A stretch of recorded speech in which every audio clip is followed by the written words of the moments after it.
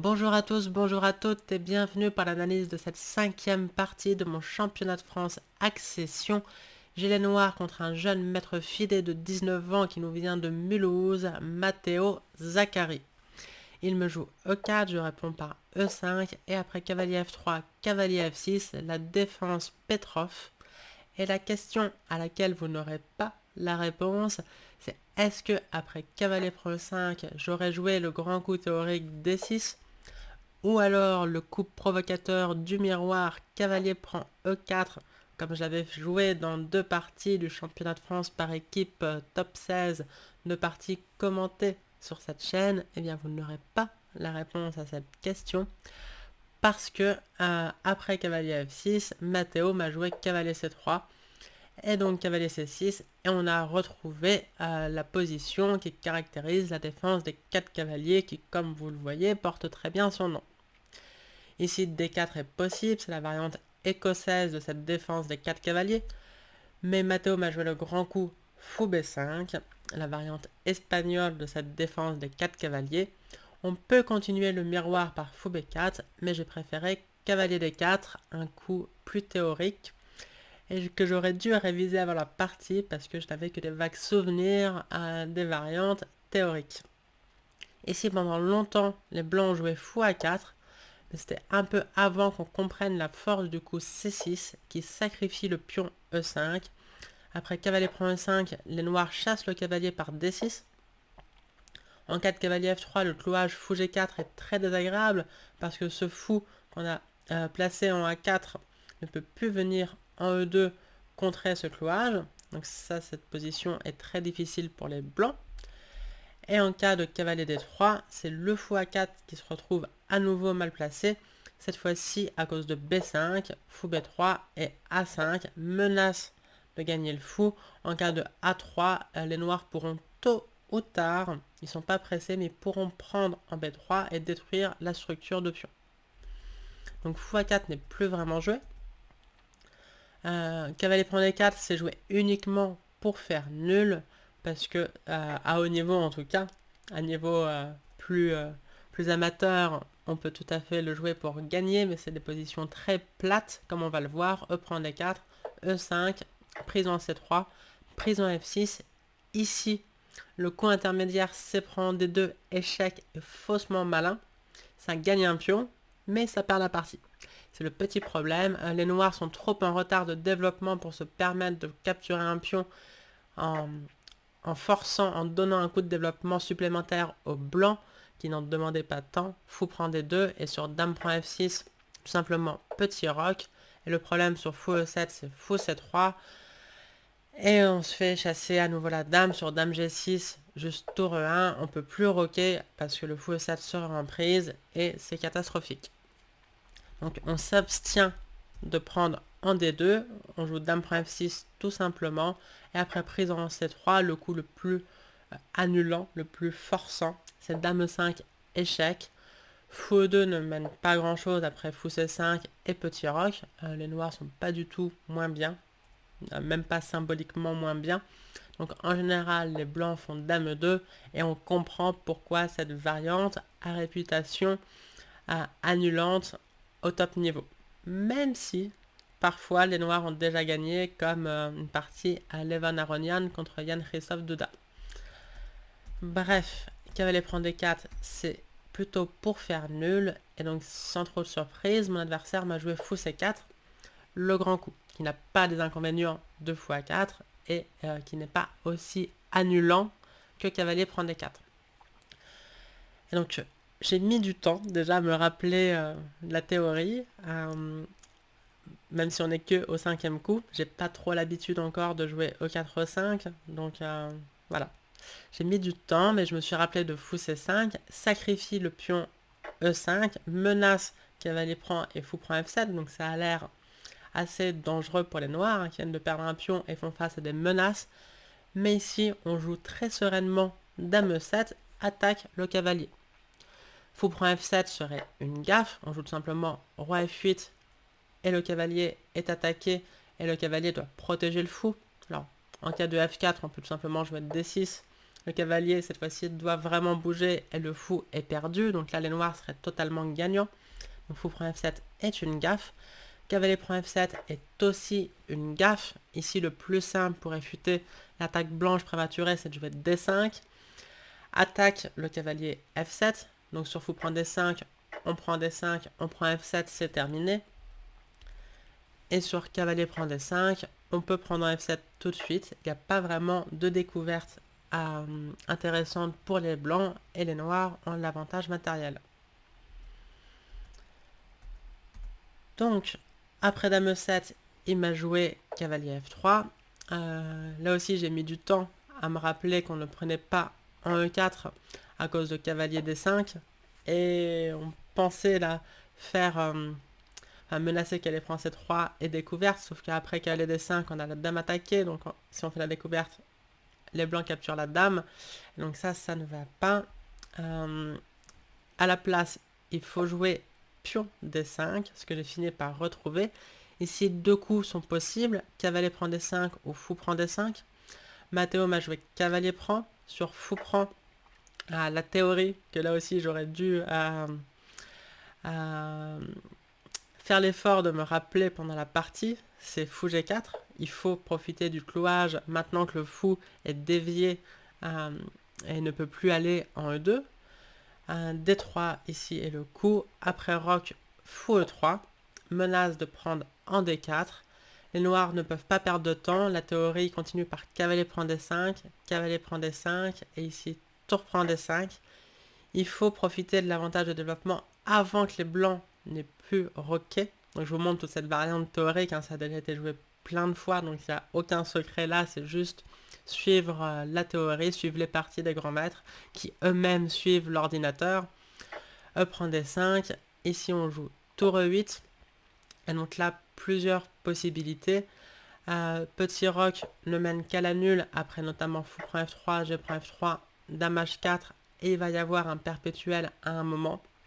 Par exemple F4, fou D6, prise en D4, fou prend F4. Il y a une grosse menace en H2. Les blancs jouent roi G2 et il y a plein de parties qui sont terminées par la nulle comme ça. Donc, par exemple, dame prend H2, roi H3, dame H3 échec, roi prend F4, dame H2. Le roi se sent bien seul, mais les noirs manquent de munitions pour lancer une attaque de maths et ils doivent répéter les coups. Après, par exemple, roi H4 et dame H2 échec. Ok. Donc, tout ça, c'est une variante théorique qui force la nulle. Après tour 8, il y a un autre coup, c'est C3. Et pareil, il y a une autre variante forcée qui force la nulle. Cavalier prend F3, G prend F3. Donc on a une qualité et d'options de moins avec les noirs. On ne peut pas perdre de temps, il faut agresser. Dame H4, clou le pion F2 qui défend le fou E3 qui du coup est doublement menacé. Le roi doit s'enfuir et ici on sacrifie la tour pour garder le fou en attaque. Après pion prend E3, c'est dame F2 échec, roi C1, fou prend F3. Attaque la tour, attaque la dame, mais dame E1 contre-attaque sur la dame noire. Du coup on peut pas prendre la tour par la dame, on peut pas prendre la dame parce que la tour s'en va. Donc on joue fou prend E3 échec et c'est pour ça qu'on a gardé ce fou et sacrifié la qualité. Donc là maintenant on a deux qualités de moins, mais on peut reprendre maintenant que le fou protège la dame. Dame prend H1, on a toujours une qualité de moins, la théorie et la pratique continuent encore. Dame 2 précis, on contrôle la case F1 pour empêcher dame F1. Et donc on attaque le pion D3 qui ne peut pas être protégé par dame E4 parce qu'il y aurait mat. Et donc, il y a A4, dame prend D3 échec, roi A2, et enfin, l'échec perpétuel imparable, dame C4, évidemment par roi A3, fou C5 échec, problématique, mais roi B1 et dame D3 échec, fait nul. Bref, si jamais vous jouez ça avec les blancs ou avec les noirs, vous pouvez revoir cette partie de la vidéo en faisant des pauses. Je suis allé vite, c'était juste pour vous montrer cette théorie, mais c'était pas le but non plus de la vidéo, parce que fou prend D5 n'a pas été joué. Moi, dans la partie, je me rappelais qu'il y avait les deux coups possibles. Je me rappelais que l'un menait à une finale plus ou moins égale que l'autre menait à des nuls forcés si on se souvient de tout. Donc j'avais déjà dépensé beaucoup de temps pour être sûr de ne pas me tromper. Et donc j'étais un peu curieuse d'ailleurs de savoir ce que Matteo allait jouer parce que bon, il est mieux classé que moi, il est jeune, donc je savais qu'il allait jouer pour le gain. Mais entre la finale égale ou alors la variante qui me force à me souvenir de tous les coups précis, c'était pas clair parce que vu que j'avais déjà consommé du temps, c'était pas du bluff, hein, c'était vraiment que je me rappelais plus. J'étais curieuse. Et il a joué finalement cavalier prend d5 qui mène à la finale. Parce qu'on joue dame prend e4, échec. Ici cavalier e3. Le coup du retour. On a toujours un pion de moins. C'est un pion D. Donc c'est grave. Il faut agir avec force. On joue fou g4. On profite du clouage du cavalier e3. Qui donc ne peut pas prendre pour clouer l'autre cavalier en f3. Donc double clouage.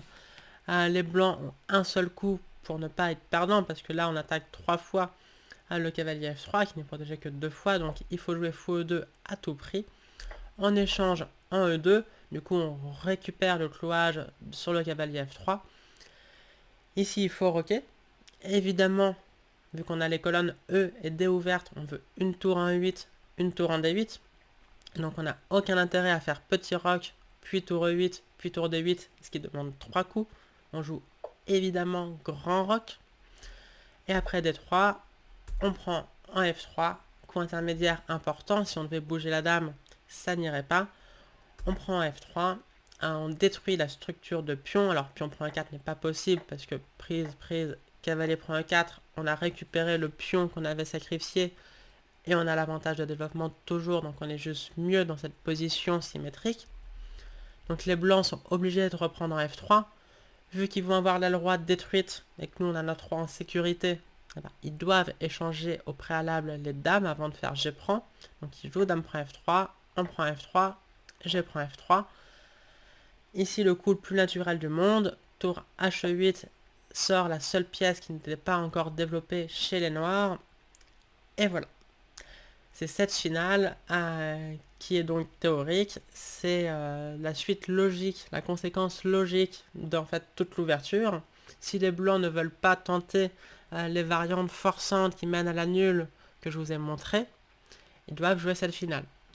Donc on peut se demander aussi pourquoi vouloir jouer cette finale avec les blancs. Je pense que c'est tout simplement Matteo était confiant, puis en plus, j'avais déjà, donc on commence avec 1h30 à la pendule chacun, plus 30 secondes par coup, et j'avais déjà dépensé 45 minutes. Donc il a une finale égale avec les blancs, certes c'est pas terrible, mais c'est une finale qu'il a sûrement déjà jouée, peut-être en blitz ou en rapide par exemple. Donc il la connaît et il a 45 minutes d'avance. Donc je peux pas parler de succès, même si j'ai égalisé sur l'échiquier, je peux pas vraiment parler de succès de l'ouverture pour moi. Matteo a roqué, ce qui n'était pas le seul coup. On pouvait aussi peut-être mettre le roi en F1 et garder l'option tour G1. Parce que le roi en G1 est aussi un peu excentré, mais roc c'est un bon coup. Ici un coup très naturel, cavalier D5 pour faire sauter le verrou E3. En fait ça force tour E1 parce que cavalier prend D5, on reprend tout simplement et on menace tour E2. Donc on voit à quel point l'activité des pièces noires compense le pion de moins.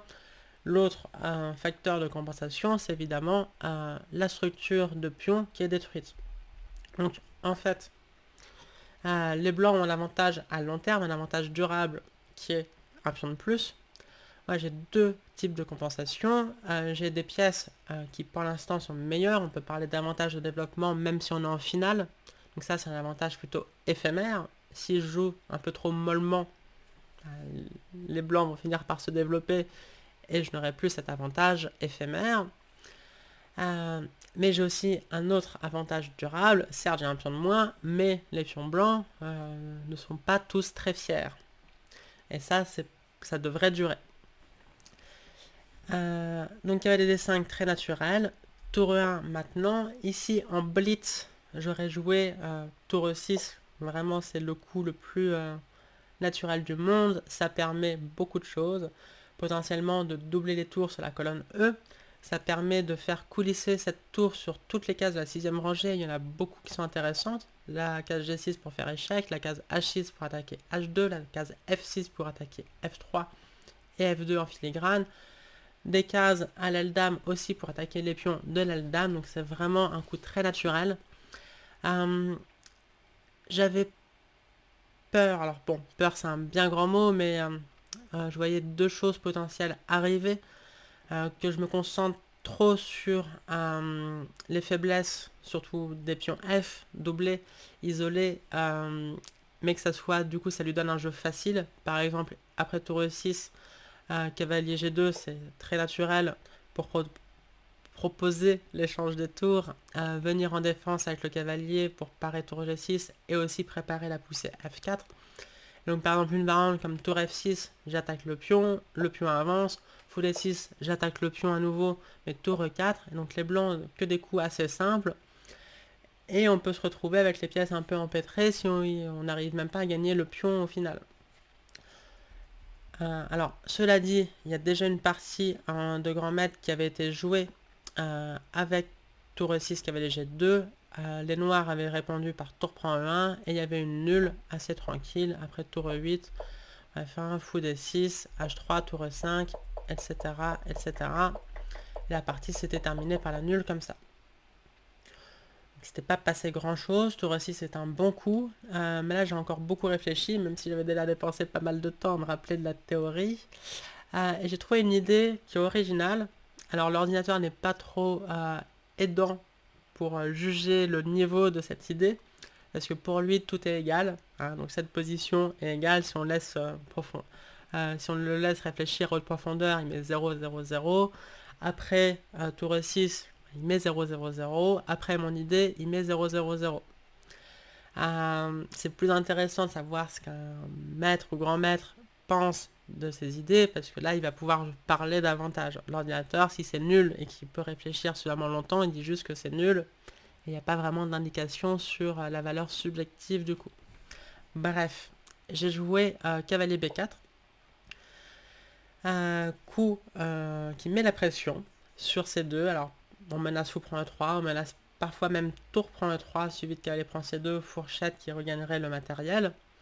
A3 n'est pas vraiment possible parce que je jouerai le coup que j'ai joué après fou D2, c'est cavalier C6. Donc en fait c'est ça mon idée, le cavalier est en D5, c'est une belle case, mais je préfère l'avoir en D4. Donc je passe par B4, sur A3 je viens en C6, et ensuite je vais aller en D4, qui est une magnifique case qui met la pression sur les faiblesses des blancs.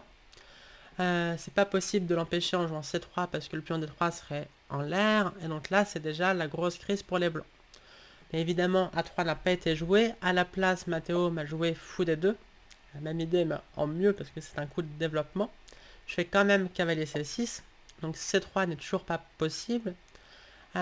Laisser faire cavalier D4 n'est pas du tout recommandable, et donc il m'a joué fou C3, cavalier D4 quand même, fou prendre D4 est forcé, et après fou prendre D4, on a obtenu la position que j'avais en tête en jouant cavalier B4.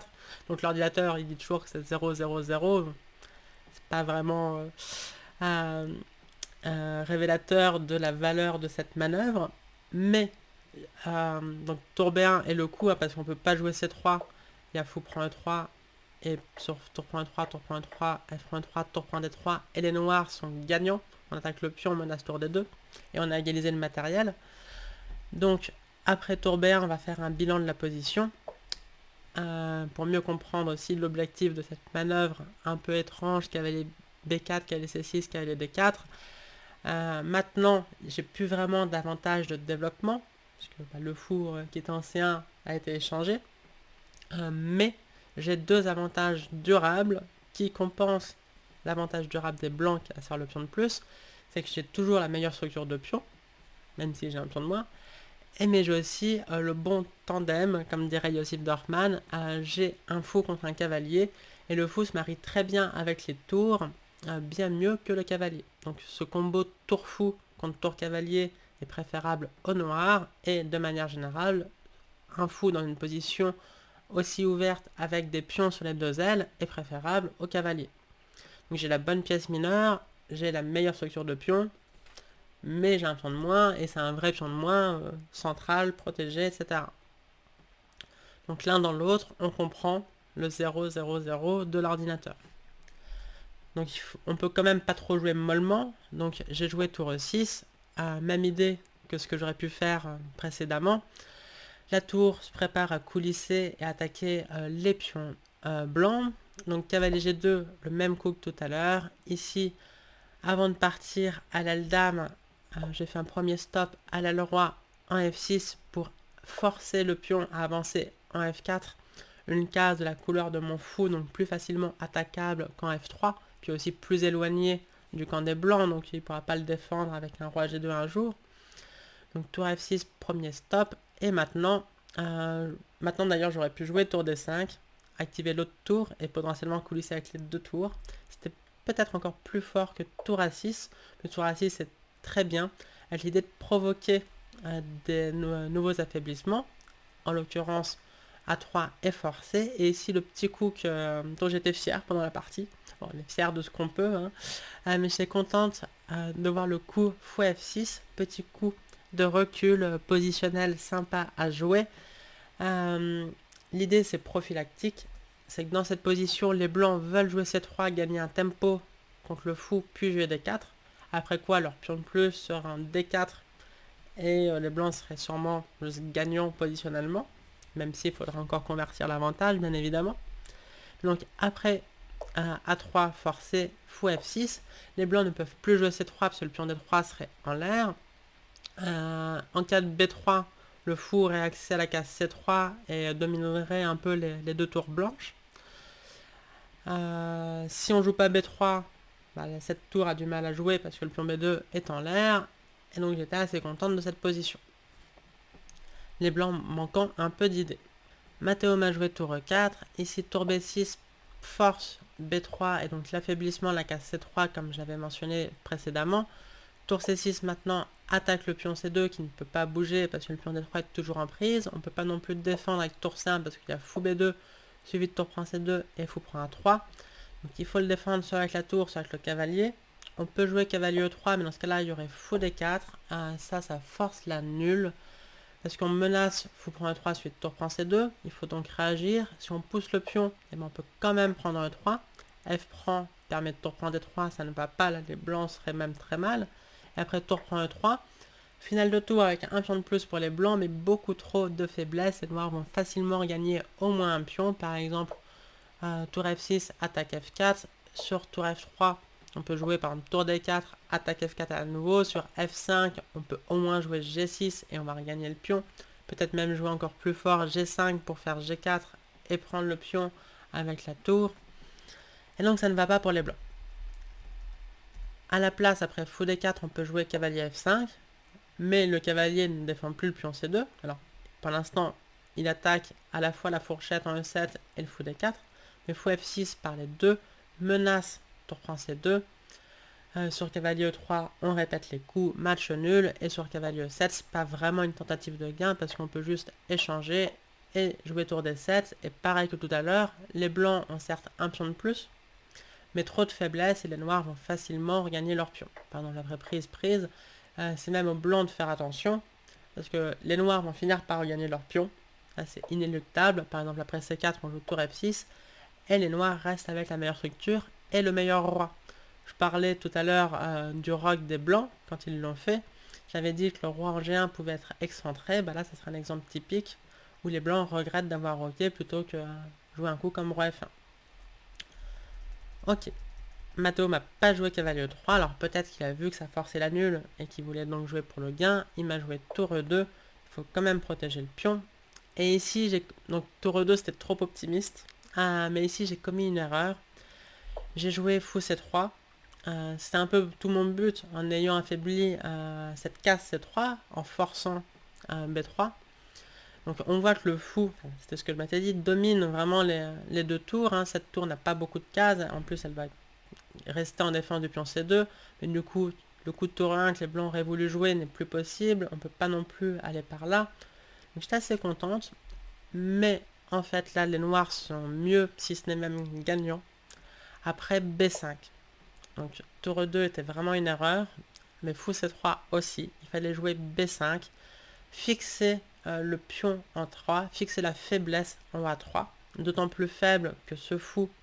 Donc je parlais de l'avantage du fou dans une position où il y a des pions sur les deux ailes, bah là on le voit vraiment. 2F6, il contrôle A1, donc les noirs menacent tout simplement tour A6.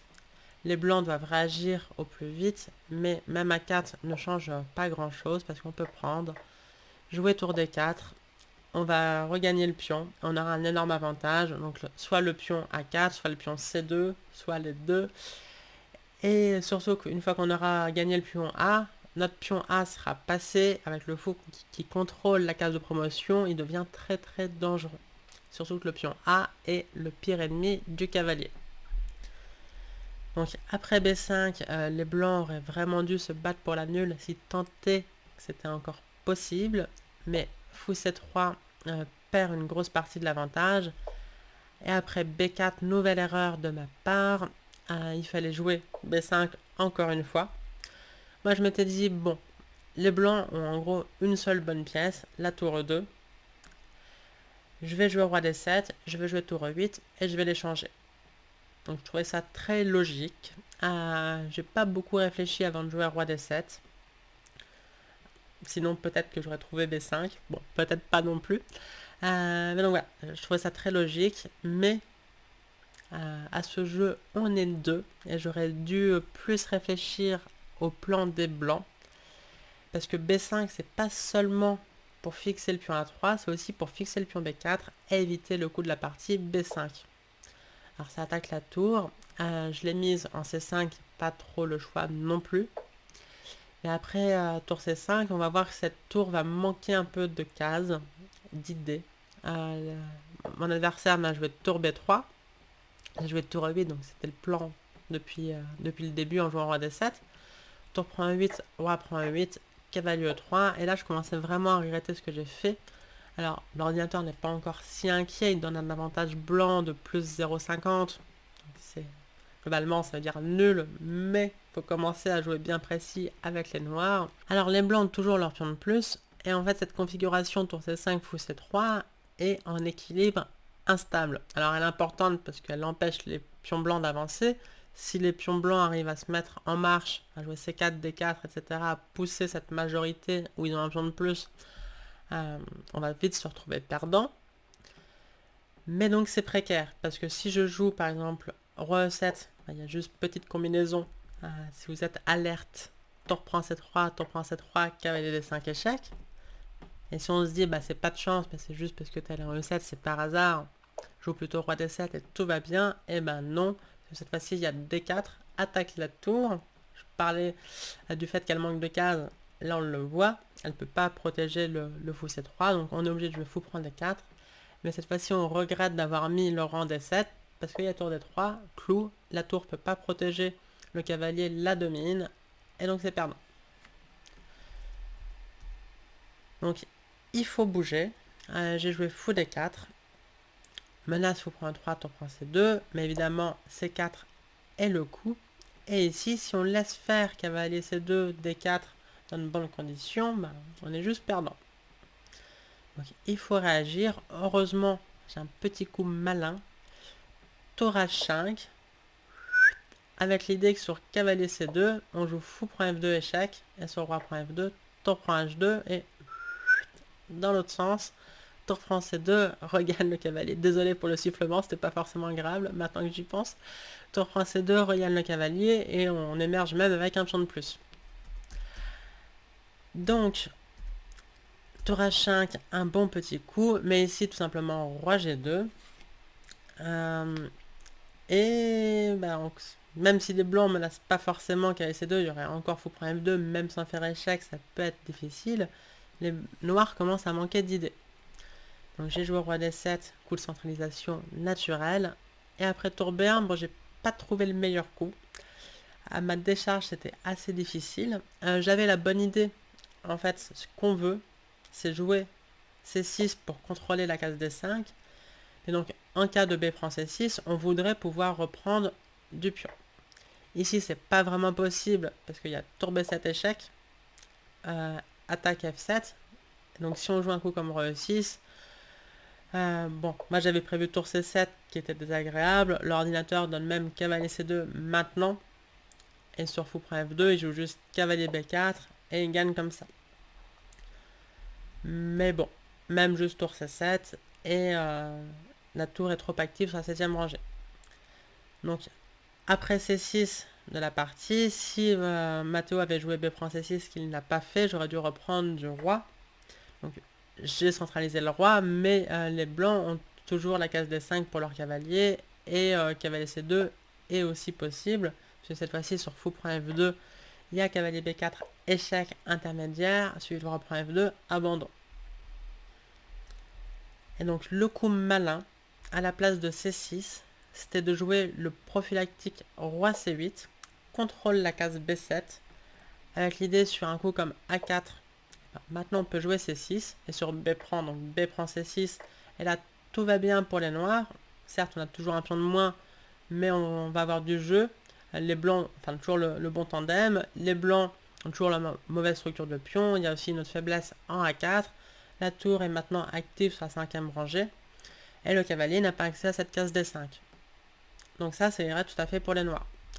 Et si il joue tour E1, l'autre coup difficile à voir, à prévoir, c'est le coup du retour roi D7 pour contrôler les cases de pénétration potentielle sur la colonne E. Et on veut toujours jouer C6 et recapturer du pion pour ne pas donner la case D5.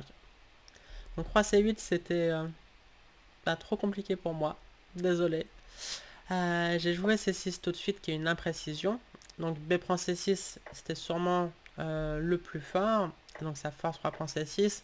Cavalier C2 maintenant, obligé de jouer un coup comme fou C5. Donc fou prend F2, il y a cavalier B4 échec. Et après D4, la majorité se met en marche. Alors l'ordinateur n'est pas encore si inquiet que ça. En pratique, j'aurais été terrifié. L'ordinateur donne fou D6, et après cavalier B4, il prend, parce qu'après A prend B4, il trouve le seul coup pour ne pas être totalement perdant, B5, casse la structure de pion blanc. Après C5, ces pions sont passés liés, mais ils sont encore bien bloqués. Après tour D5, etc., etc. L'ordinateur n'est pas si inquiet. Bon, c'est quand même pas simple à jouer humainement. Et surtout, il faut tout bien prévoir. Mais après C6, Matteo m'a joué A4.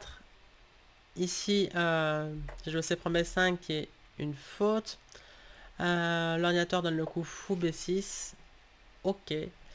Après roi G3, il donne tour H6 par exemple. Après tour E1, l'idée de fou B6 c'était de venir en C7.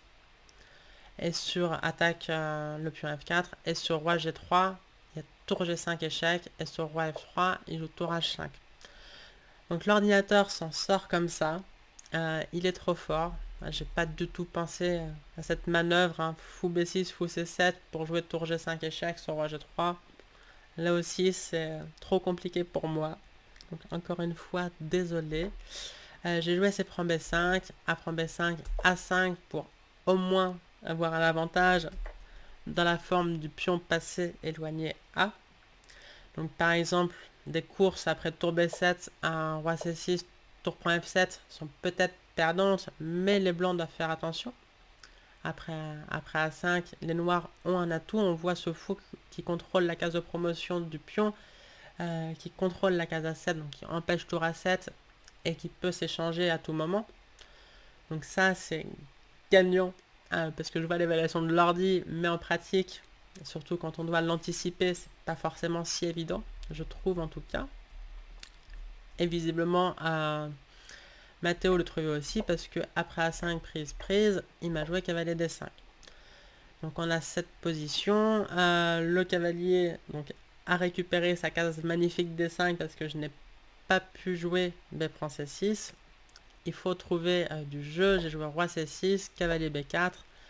Et ici on ne peut pas venir protéger le pion en mettant le roi sur la colonne B parce que cavalier C2, échec et attaque le fou, force roi C5, mais après tour B7, les noirs sont perdants, les blancs menacent tour C7, ils menacent tour prend F7 aussi, tout simplement, et ça va pas du tout. Donc il faut jouer roi D6, cavalier prend A6, c'est un deuxième pion de moins. Et ici, pour mon 40e coup, j'ai trouvé une idée sympa, j'étais contente. Même si c'est objectivement totalement perdant, il faut quand même trouver des petites idées pour poser des problèmes pratiques. Je voulais pas jouer tour A5 à cause du coup tour B5. En cas de tour prend A6, il y a tour D5, échec. Finale de tour avec 2 pions de plus qui sont passés liés, c'est totalement perdant. La finale après tour prend B5 est désespérée et j'ai pas d'astuce. Mais si je joue pas de tour A5, j'ai juste 2 pions de moins. Le cavalier va revenir à la maison, cavalier B4, cavalier C2, chasser le fou, et les pions de plus liés vont se mettre en marche et je peux abandonner. J'ai trouvé le petit coup tour F5 qui attaque le pion F4. Évidemment, roi F3, il y aurait G5. Donc il m'a joué roi G3, mais maintenant que le roi est en G3 et non pas en G2, j'ai joué tour A5. L'idée étant que sur tour B5, qui est le coup qui m'a joué, qui n'est pas mauvais en soi, mais au moins, je peux prendre en F2 sur échec, forcer roi prend F2, et après tour prend A6, j'ai la même finale de tour que tout à l'heure, mais avec un pion de plus. Enfin, un pion de moins, mais un pion de plus comparé à tout à l'heure. Donc c'est objectivement perdant, mais c'est moins pire que la finale précédente. D'ailleurs, pendant la partie, je pensais, et encore maintenant, je pense que Matteo aurait dû jouer cavalier B4. J'aurais fait tour A3, attaque le pion, enfin met la pression sur le pion qui pour l'instant est défendu, mais le cavalier ne peut pas rester en B4, c'est pas vraiment stable. Donc tour D1 est forcé, tour B3, cavalier C2, roi C5. Et ici, donc j'ai analysé cette partie le soir avec mes amis Mathilde Conjou, Pauline Guichard et Natacha Benmesba. Je disais qu'on devait jouer cavalier E3 et garder les pièces mineures. Et effectivement, on s'est rendu compte que cavalier prend D4, roi prend D4, malgré les 2 pions de plus, ça ressemble plutôt à une nulle. Et d'ailleurs, l'ordinateur confirme, il ne donne qu'un avantage que de plus 1. Donc c'est vraiment la limite, mais ça montre que c'est pas... S'il y a un gain, si gain il y a, on va dire, c'est vraiment pas simple du tout, parce que la structure des blancs est mauvaise et parce que les pièces noires sont hyper actives. Mais donc cavalier E3, et bon, je vais pas abandonner tout de suite, parce que le gain demande encore une bonne technique. Je peux poser des petits problèmes en jouant des coups comme tour B2, etc. Mais ça devrait être une question de temps. Et donc, tour B5, objectivement, est tout aussi gagnant, parce que cette finale de tour avec un pion de plus pour les blancs gagne, parce que le pion de plus offre ce duo de pions passés liés, qui est quand même un avantage énorme dans toutes les finales. Donc c'est gagnant, mais il faut bien jouer. Ici, Matteo m'a fait un petit échec qui force le roi à se décider. Donc il y a un bon côté, un mauvais côté. Je suis allé du côté des pions et je maintiens que c'est bien parce que sur roi E6, il y aurait F5 échec qui force le roi à partir encore plus par là et il sera trop éloigné des pions et maintenant le roi et les pions et la tour vont travailler de concert et les pions vont filer à dame. Donc roi C6, il faut rester du côté des pions. Ici, Matteo m'a joué tour H5. Après H6, il m'a joué roi E3. J'ai joué tour A2. Il m'a joué tour H3. Et après roi D6, tour G3, je pouvais jouer le coup G6. Donc ça, c'est la partie. Et en voyant ça, Pauline Guichard, donc la double championne de France à l'analyse, a trouvé le gain tour F5, premier stop, force F6, tour H5. Donc c'est la même idée que de la partie, mais avec les coups tour F5 et F6 intercalés. Et vous allez voir la pointe de la championne. H6, roi E3, tour A2, comme dans la partie, tour H3, roi D6, tour G3. Maintenant, je peux plus jouer G6, donc je suis obligé de faire G5. Et maintenant, F prend G5, H prend G5, H4. Super coup, se débarrasse de la faiblesse. Alors ça sacrifie un pion, mais que de manière très temporaire, parce qu'après G prend H4, tour H3.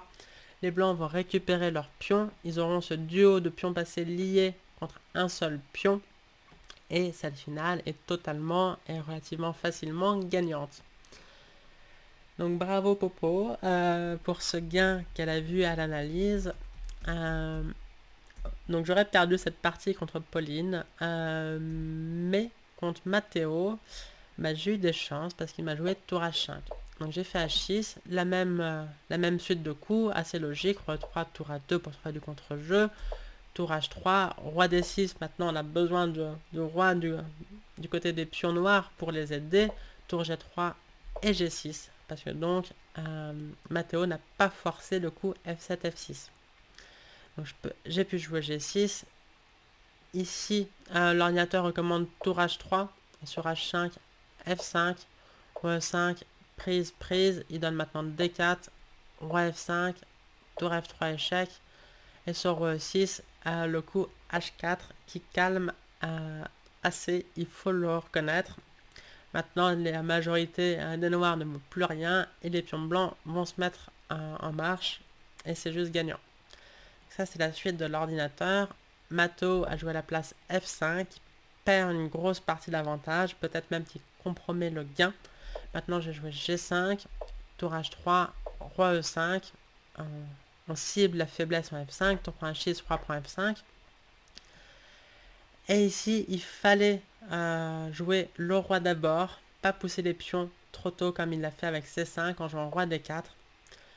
Le problème, c'est que je peux pas jouer roi E6, donc je peux jouer F6 pour pouvoir jouer roi E6. Ça serait grave en 4 C5, roi E6, là les blancs manquent de bons coups. Mais les blancs peuvent jouer le roi d'abord, roi C5, et sur roi E6, maintenant il file avec le pion, et ça devient très très difficile pour les noirs. On a un pion passé maintenant, mais il a du mal à se mettre en marche, et les pions blancs, eux, ils courent vite. Donc roi D4, c'était peut-être la dernière chance. Après C5, cela dit, c'est difficile pour les noirs, parce que si on joue roi E5, on se prend D4 échec. Sur roi D5, on se prend tour D6 échec. Sur roi C6, on se prend C6. Et les pions vont faire dame, il va jouer juste D5, tour D7, C7, D6, tour D8, C8 dame. Ce combo tour et deux pions passés liés gagne tout seul. Mais donc, j'ai quand même besoin du roi pour venir stopper l'avancée des pions. Et donc, heureusement, j'ai trouvé le coup F6 qui donne accès à la case E6. Et maintenant, sur roi D4, on peut jouer juste roi E6 et c'est pas du tout la même. Par exemple, sur roi C4, on joue tour C2 échec. Sur roi B5, roi D5 et on va faire match nul. Donc, dans cette position, Matteo a joué tour H8. Mais j'ai pu faire roi E6, donc surtout pas roi E5 non plus, parce qu'il y aurait D4 échec. Ce serait un peu la même, roi D5, tour D8 échec. Sur roi C6, tour D6 échec. Donc ça perd. Mais donc roi E6, et comme ça sur D4, il n'y a pas échec. Et donc moi, je peux faire échec. Et ici, on va pas se tromper de case avec les blancs, parce que évidemment, roi E4 perd. C'est mat en un coup. Donc ça serait assez regrettable. Enfin, pas pour moi, hein, mais pour mon adversaire. Donc il a joué roi D2 et maintenant il faut pousser les pions. Donc j'ai commencé par G4 pour fixer le pion H2. Donc il y a des cas où je vais pouvoir jouer tour A2, tour point H2 maintenant que le pion ne peut plus bouger. Tour D8 maintenant. Roi E7 attaque la tour. Tour G8 et F5. Et donc dans cette position, l'ordinateur arrive encore à trouver un gain. C'est vraiment le dernier, il faut jouer précis, c'était D5. Pendant la partie, je pensais que ça ne marchait pas à cause de tour A5 qui attaque le pion C5. Derrière le pion C5, il y a le pion D5 qui peut être en prise en plus sur échec. Si les blancs jouent juste tour C8, il y a roi D7, attaque la tour, et sur tour C8, tour C6, pardon, cette configuration ne peut plus bouger pour les blancs. Donc là, je peux juste jouer F4. Et il n'y a pas grand chose que les blancs puissent faire à part tour D6 échec, tour C6 échec et répéter les coups. Donc ça n'irait pas. Mais l'ordinateur, après tour A5, joue D6 échec. Et sur roi E6, il fait tour D6 échec. Sur roi D7, il fait tour G7 échec. Sur roi D8, il fait tour C7. Il vient protéger. On pousse le pion. Mais là, tout se joue à un temps près, comme dans un film. Roi D3 et sur F3, Roi C4 protège le pion C5, juste à temps pour pouvoir jouer sur F2, tour F7 et les noirs peuvent abandonner. Enfin, d'ailleurs, on peut encore jouer un peu, genre tour A2, essayer de faire des échecs, mais ça va perdre. Donc ok, contre l'ordinateur aussi, j'aurais perdu cette finale perdante. Heureusement, mon adversaire a joué tour G7 échec, et à partir de là, c'est nul théorique, même s'il faut encore jouer précis. Roi F6, tour H7, F4, on pousse le pion. C6, il fait de même. Et ici, je peux pas juste pousser parce que lui, il fait de même. Et si je fais F2 sur dame, je fais dame sans faire échec. Et donc, les blancs vont gagner. Par exemple, dame F8 échec, dame prend dame. Donc d'abord, on fait un petit échec intermédiaire. On force le roi à venir sur une case sur laquelle je lui ferai échec quand je me promouverai en dame. Donc F3 maintenant, et donc C7 n'est plus possible parce que F2, là c'est même les noirs qui gagnent. Il n'y a plus de retour en arrière possible pour les blancs. Donc F3, ici à l'analyse avec Pauline Guichard notamment, on pensait un temps que tour H8 gagnait pour les blancs avant qu'on trouve une nulle. Donc l'idée c'est sur F2, il y a tour F8 échec, et sur Roi E7 attaque la tour, les blancs s'en fichent, ils jouent C7 et ils gagnent. Donc ça c'était l'idée trouvée par Pauline, mais ensuite on a trouvé tour A3 échec, et sur Roi E4, tour C3, et sur tour G8, on va perdre les deux pions, en regagner un seul, mais ça sera quand même nul.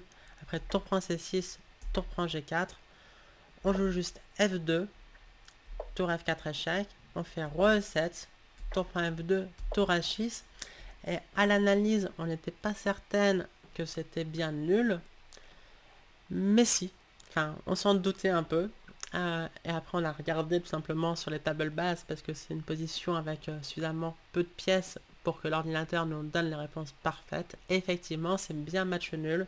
Par exemple, sur Roi F3, avec l'idée de venir en G4 ensuite et de pousser les pions, on joue tour H8 pour se mettre le plus loin possible et pouvoir bombarder le roi d'échecs en cas de besoin. Et les blancs n'auront pas mieux que de perdre un des deux pions à un moment, enfin de sacrifier un des deux pions, mais ça transposera dans une finale tour pion contre tour qui ne sera que match nul. Donc c'est assez rare qu'une position comme ça, avec deux pions de plus, soit match nul, mais là c'est bien le cas.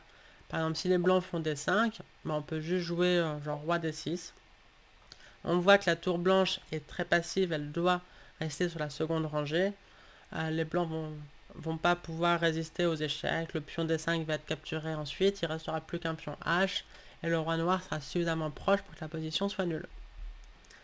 Donc bref, tour H8 c'était un peu la dernière chance de poser des problèmes, mais c'était déjà nul théorique. Matteo m'a joué tour B7 avec l'idée de pouvoir revenir en B1, arrêter le pion. Encore une fois, sur C7, c'est F2 et les noirs gagnent. Donc tour B7, très bien. Enfin, ça change pas le résultat. Mais tour A1 empêche tour B1 et donc menace F2 à nouveau. Ici, les blancs peuvent pas non plus faire trop n'importe quoi. Par exemple, après Roi E3, on peut faire échec. Un coup comme ça, moi je m'étais amusé à calculer cette baronne pendant la partie, même si je savais qu'il n'y avait aucune chance qu'elle n'arrive. Roi G1, tour G2. En cas de roi H1, tour C2, menace mat et menace de prendre le pion. Et en cas de roi F1, là c'est rigolo, mais les noirs gagnent même, parce qu'après tour prend H2, sur C7, on fait G3 et on menace mat. Et le roi peut pas s'échapper, parce que sur roi E1, on fait par exemple tour E2, échec, et sur roi D1, on fait G2 et on va quand même faire mat. Et pareil sur roi F1, c'est G2, roi G1, échec et dame, échec et mat. Ou presque mat. Bref, évidemment tout ça n'est pas arrivé. Matteo m'a joué tour B8 avec l'idée sur F2, échec et enfilade. Donc j'ai joué tour C1 pour attaquer le pion C6. En cas de roi D5, je peux jouer roi E5 tout simplement et je vais gagner les deux pions et assurer le match nul. Donc tour C1, il y a eu tour F8 échec, roi E6, tour F4, attaque le pion G4. Mais maintenant, S'il y a beaucoup de nuls forcés, j'en ai choisi une où j'étais sûr de moi. Tour prend C6, tour prend G4, roi F5, tour G1. Donc c'est un peu la même finale que tout à l'heure, hein. Encore une fois, même si je perdais le pion F3, ce serait encore match nul. Bon, on va pas essayer de le perdre sans gagner au moins un pion en échange. Donc tour H6, tour H1, tour H3. La tour blanche est bien passive, donc il n'y a strictement rien que les blancs puissent entreprendre. Roi E3, ici tout fait nul, hein. Donc, encore une fois, même F2 fait match nul. Et donc j'ai joué roi E6, tour F1, échangeant le pion H contre le pion F. Je suis pas contre cet échange, bon, parce que évidemment, pour qui connaît la nulle de Philidor, cette finale est totalement nulle. Si vous ne la connaissez pas, eh ben, profitez. 2 en 1, c'est la fin de la partie et en plus un petit cours sur la méthode de nul quand on a une tour contre une tour et un pion central. Comment on fait pour faire match nul? Eh ben, on met la tour sur la 6e rangée. Vous allez voir pourquoi la 6e rangée. Après tour 1-1, on ne se prend pas l'enfilade qui perdrait la tour et la partie. On joue roi D7. Sur échec, on va pas sur la 6e rangée se prendre l'enfilade à nouveau. On met le roi sur sa meilleure case, c'est-à-dire la case de promotion du pion. C'est sur cette case que le roi va gêner le plus possible la promotion du pion. Et c'est le seul plan de gain des blancs. Donc c'est la configuration découverte par Monsieur Philidor au XVIIIe siècle sur comment faire nul avec ce rapport matériel. Le roi sur la case de promotion du pion, la tour sur la 6e rangée. D'ailleurs, vu que je donne un petit cours de finale, j'en profite pour vous rappeler, là je commence à être full pour les cours en septembre, mais si vous voulez des cours particuliers avec moi, eh ben, vous pouvez me contacter avec le lien dans la bio ou la description. Et si d'ailleurs ce genre de vidéo vous plaît et que vous voulez que j'en fasse encore plus, eh ben, soutenez la chaîne comme d'autres avant vous en me laissant un tip. Bref, roi sur la case de promotion, tour sur la 6e rangée, c'est la configuration idéale. Tant que le pion n'a pas avancé sur la 6e rangée, donc ici n'a pas joué de D6, eh ben on va garder cette configuration, c'est-à-dire sur D5, on attend. Tour G6, on pourrait attendre de l'autre côté du pion, ça reviendra au même, mais on attend. On laisse le roi sur la case de promotion et on joue des coups d'attente avec la tour sur la 6e rangée. Roi D4, tour H6, roi C5, tour G6, on attend patiemment. Et dès que le pion avance sur la 6e rangée, là, attention, les blancs menacent roi C6 qui serait gagnant, parce qu'il faudrait gérer la menace de mat, ce serait pas possible. Donc il faut anticiper roi C6 et jouer la tour le plus loin possible en G1 pour pouvoir bombarder le roi d'échec. Et ici, voyons que je maîtrisais mes finales de tour élémentaires, Matteo m'a proposé le partage du point et j'ai évidemment accepté. Donc voilà, rude défense contre un adversaire talentueux et prometteur. Il faut sauver les demi-points contre ces jeunes-là qui progressent avant qu'ils ne deviennent vraiment beaucoup trop forts. D'ailleurs, dans cette partie, il a montré qu'il était plus fort que moi déjà, mais j'ai eu un peu de réussite pour ne pas perdre. Voilà, j'espère que cette vidéo vous a plu. Si c'est le cas, laissez un petit like et je vous dis à très bientôt. Ciao!